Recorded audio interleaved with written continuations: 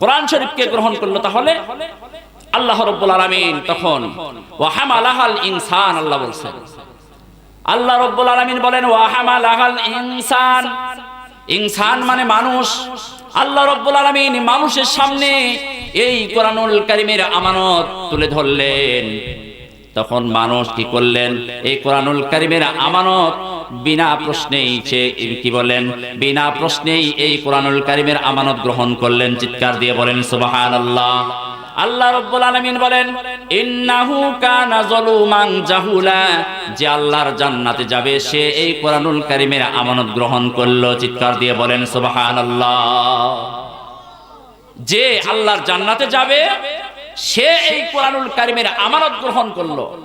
কোরআনুল কারীমের আমানত সবাই গ্রহণ করতে পারবে না, কোরআনের আইন সবাই মেনে নিতে পারবে না, কোরআনকে সকলেই কোরআন অনুযায়ী জীবন যাপন করতে পারবে না। যাকে আল্লাহ তাআলা নেক দৃষ্টিতে তাকান, আল্লাহ যার মঙ্গল চান, কল্যাণ চান, আল্লাহ যাকে জান্নাতি হিসেবে কবুল করেন, সেই এই কোরআনুল কারীমের আমানত গ্রহণ করতে পারে। জোরে বলেন ঠিক কিনা?